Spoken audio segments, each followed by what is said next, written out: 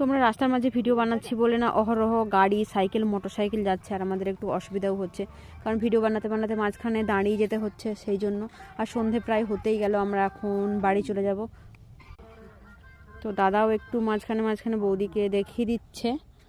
তো চলুন তাড়াতাড়ি করে বাড়ি যেতে হবে, সন্ধে হয়ে যাচ্ছে। আর এখন বাঘ হাতির কিছুরই ভয় নেই, সেই জন্য নিশ্চিন্তে আছি, না হলে কিন্তু চারিদিকে জঙ্গল আর জঙ্গল। ওই যে গাছের ফাঁক ফোকর দিয়ে সুরজ মামাকে দেখা যাচ্ছে, সুরজ মামারও বাড়ি যাওয়ার সময় হয়ে গেছে, আর আমরাও চলে যাবো বাড়ি।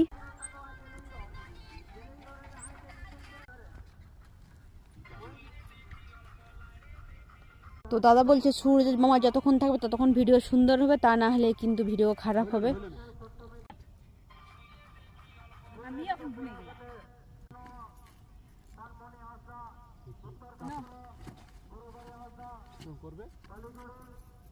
তারপর লাস্টে একটা